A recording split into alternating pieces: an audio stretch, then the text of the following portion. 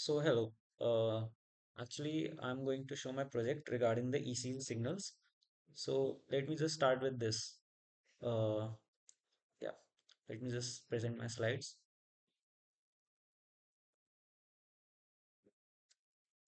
Okay, so I'm Sumit and this is my project based on AI-based detection of cardiovascular abnormalities from ECG signals. And let's just proceed with the slides. So first of all, why automated ECG signals? Because cardiovascular disease like remains a leading cause of death on globally. Like they are like if we manually detect through ECG signals, it's like quite slow and it's like highly prone to errors. That's all.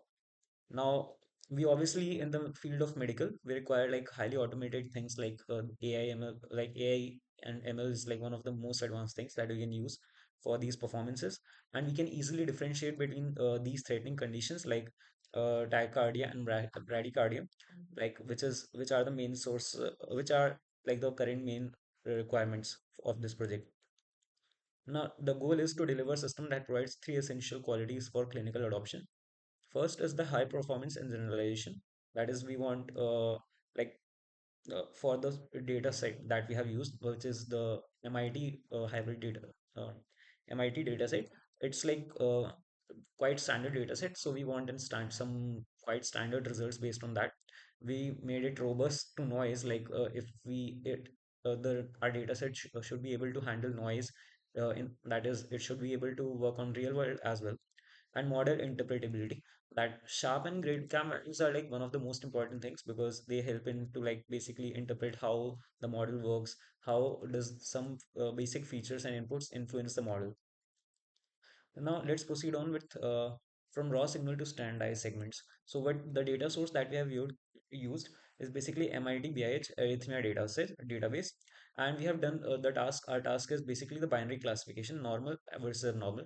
For this task, we have used like different sorts of model, and we have done data pre-processing as well. Now the uh, key insight is basically that we have used this, that is we have pre-processed the segments, that is the for the ECG signals we have pre-processed the segments, as you can see in the graph, that is the raw versus so these represent the raw signal that was there in the data set. These are the filtered signals, which I'll show in the code, like how this filtering part has been done. And these are the R peaks. R peaks are like quite important parts because they basically help in the QRS detection. Sorry, they basically help in identifying QRS, and differentiating between those bradycardia and tachycardia. These are one of the most important things. Okay, so just wait a second. Okay.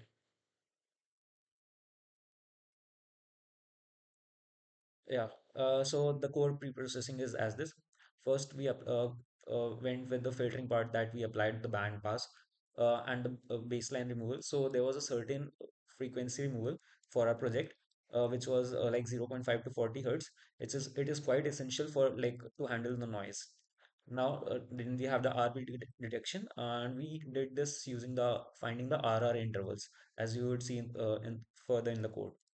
Then we have the segmentation part. Like we made a fixed segmentation, extracted fixed windows of 180 samples, which were centered on the R peak. R peak is These are the R peaks that you can see in the signals. These are the most important parts for our processing part for the code. Yeah.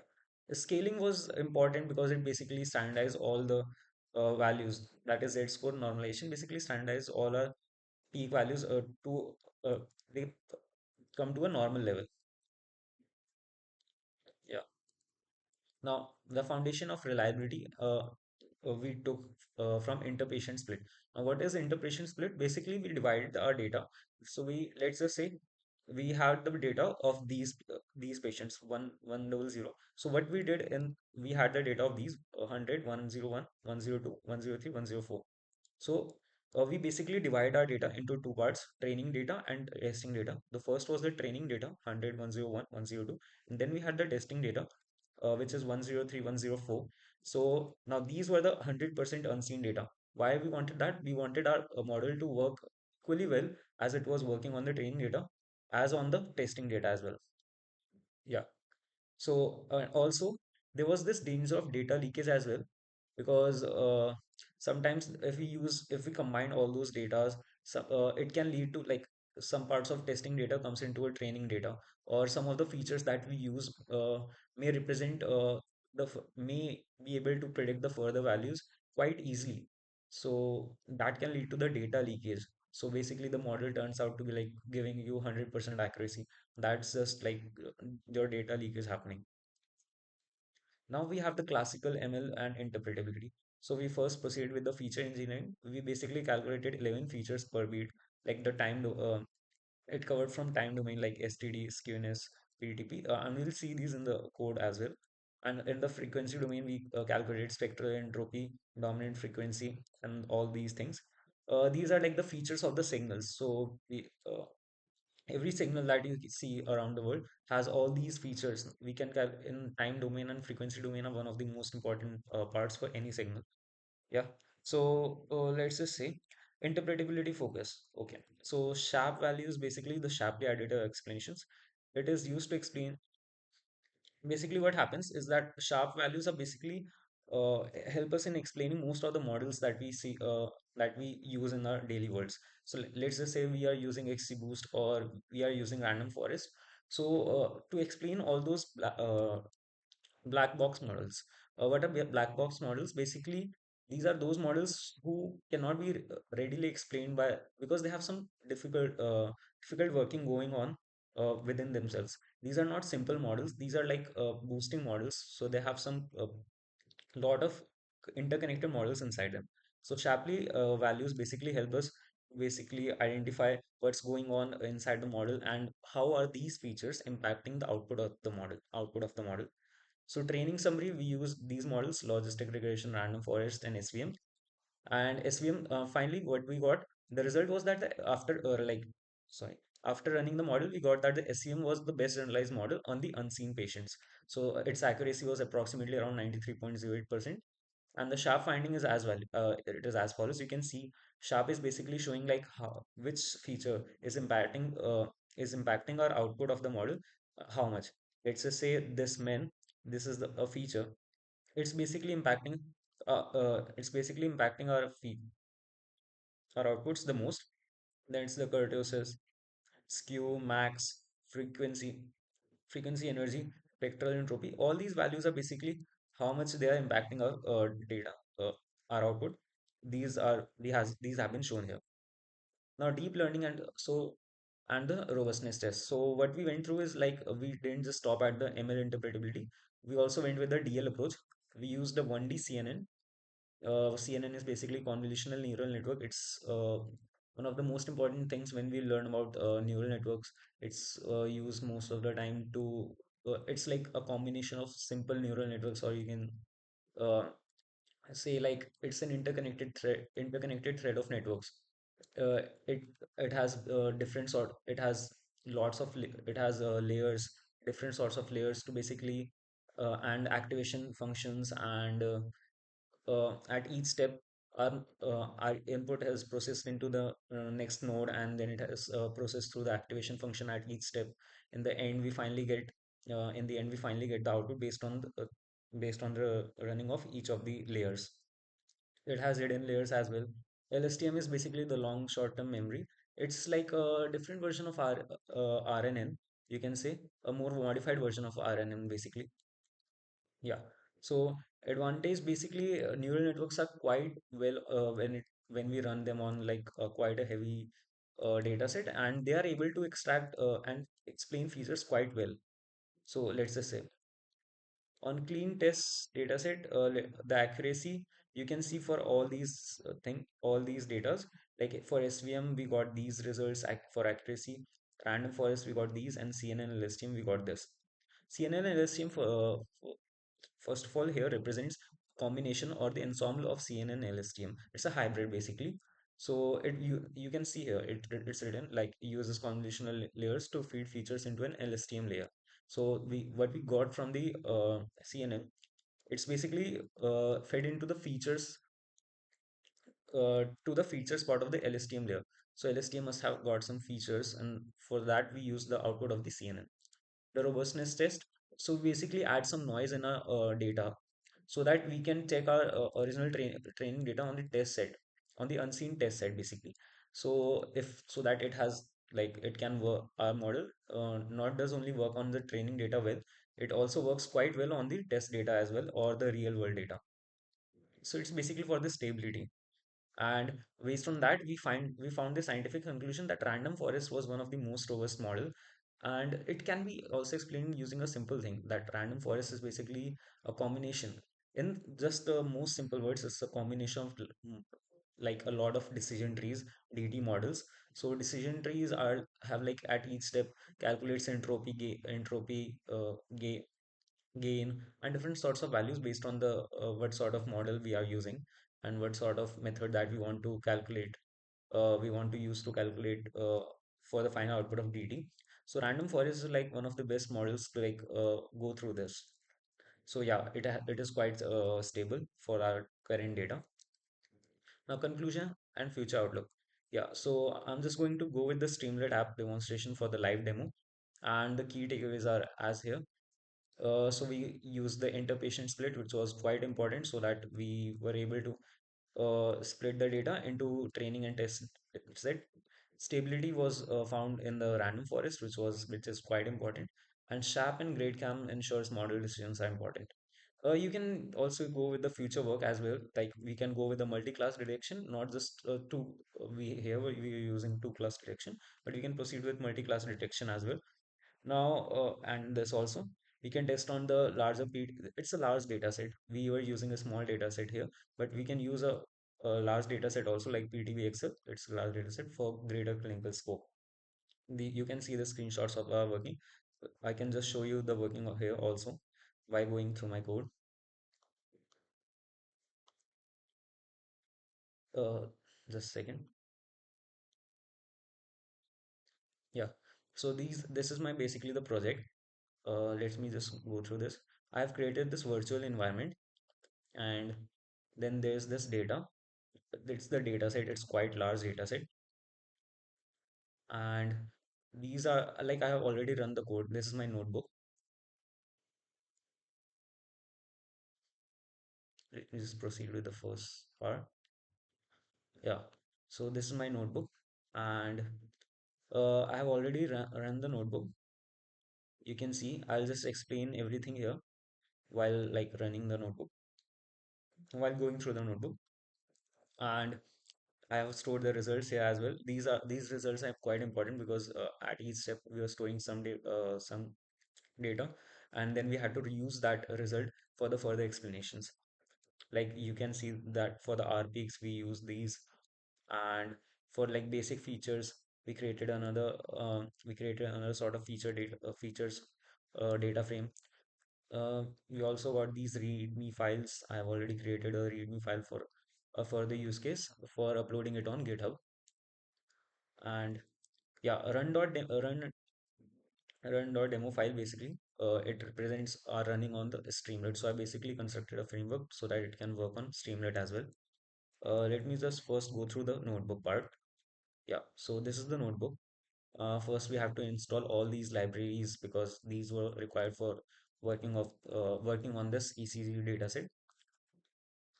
Yeah. So first, so week one, we have divided all our work in 5 weeks. So let's just say for this part, in the 6th week, we basically did all the like collection of recording these and collecting all the data and making the PPT, which I have shown. So 6th week consisted of that. So in week one, we went with the pre-processing part. Here's the plot of the ECG waveform with annotations. It's the raw annotations that we got from the ECG signals. These are basically we can get the sampling frequency. We sampled our data set, original ECG signals, and its frequency was 360. And the signal shape it has already been shown here. It's basically for extracting the data for reading one sample, and we were using reading the sample 100. Okay. Now we proceeded. Uh, we first so these are like one of the signal lengths, and we went on with other things as well, like the beat types, their positions. Apart from that, these are like beat. beads and their labels.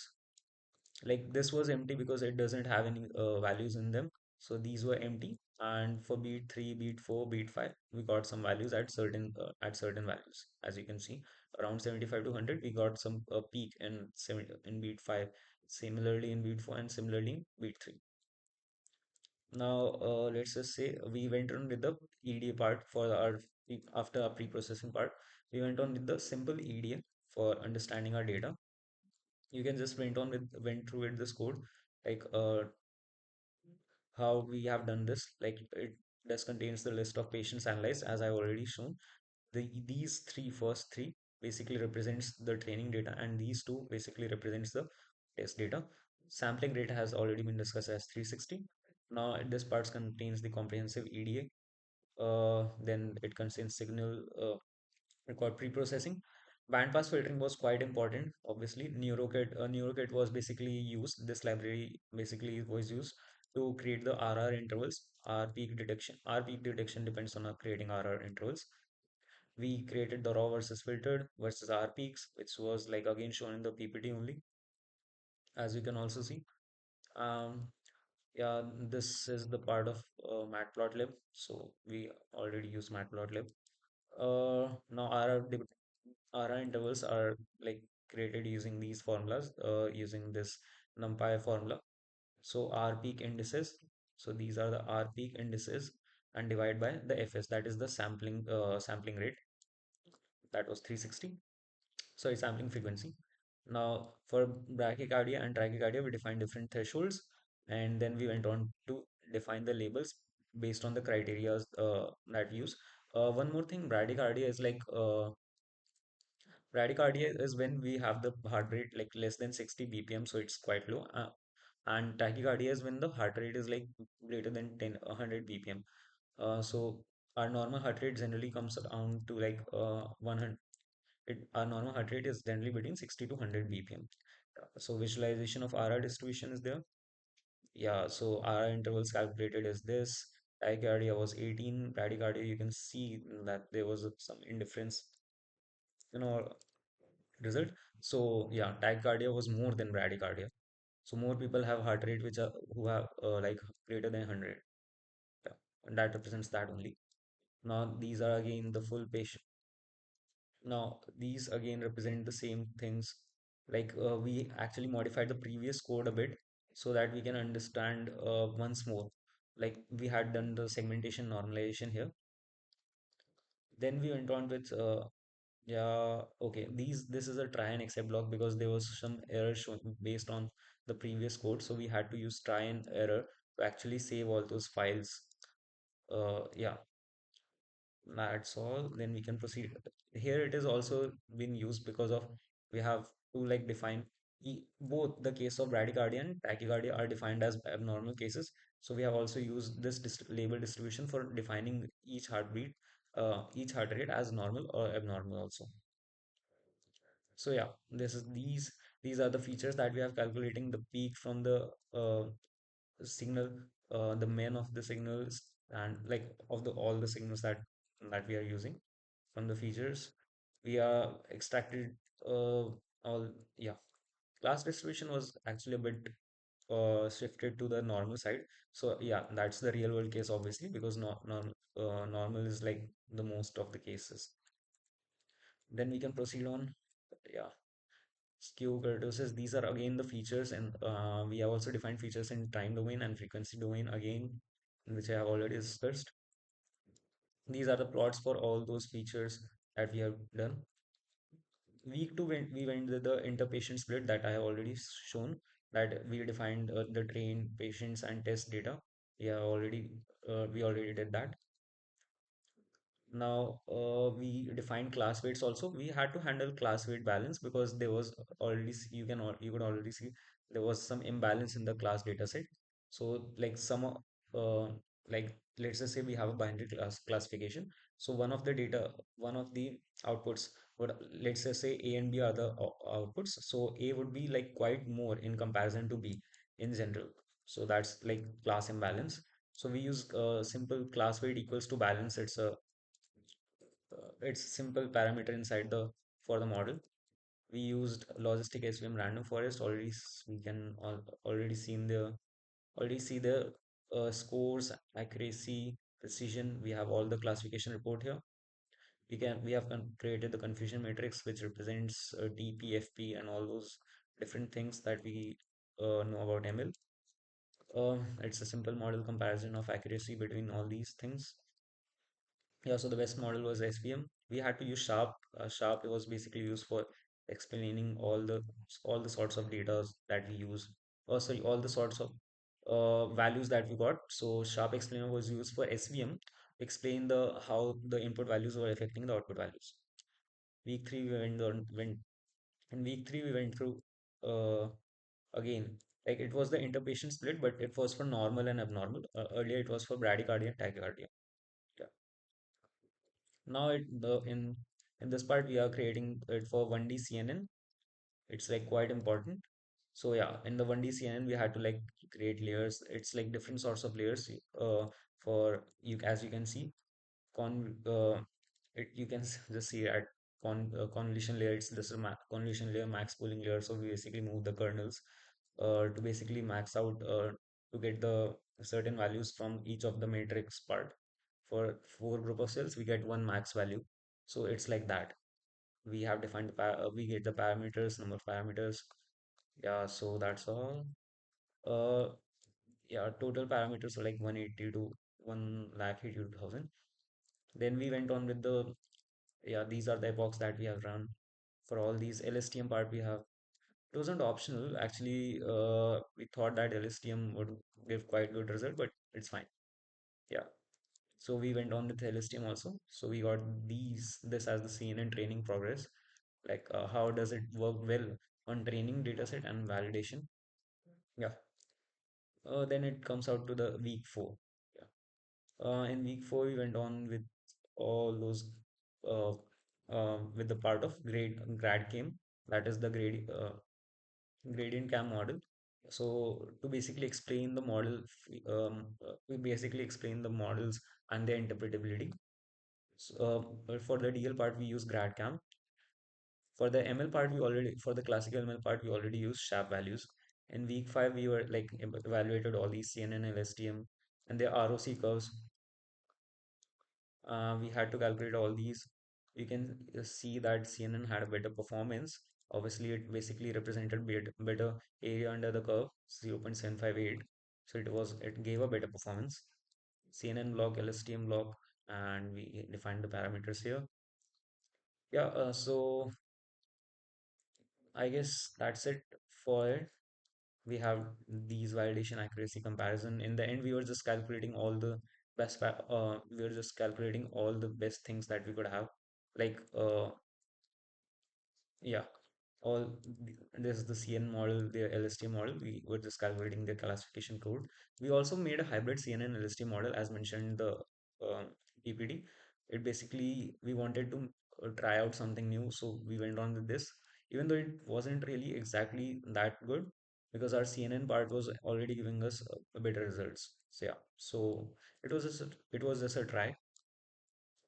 Yeah, and yeah, so robustness part we already discussed.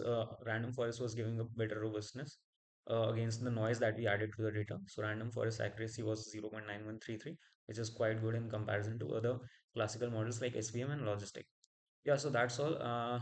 We can just run a demo for this. Like, I just open my terminal.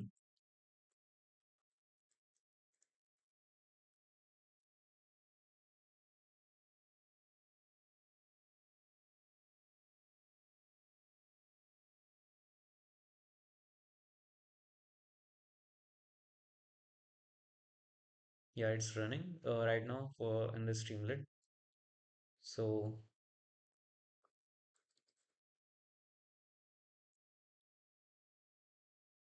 it would take some time. Let's just wait. Yeah. So you can see the input ECG record. I have just created a simple interface using Streamlit as Streamlit. Streamlit is a simple to use like tool. We can use it to create simple web interfaces for our data deploy to deploy our ML models. So you can see these two parts: prediction results, visualized heartbeat segment. to basically see how our heartbeats after Z score. It basically represents the normalization part, and these are the time samples. So normalized beat segment and R peak center for a signal for a single single signal. Yeah. So basically sampled in, we already discussed that we have sampled our data into 180 samples. That was the segmentation part. Yeah. So that's all for today. Thank you.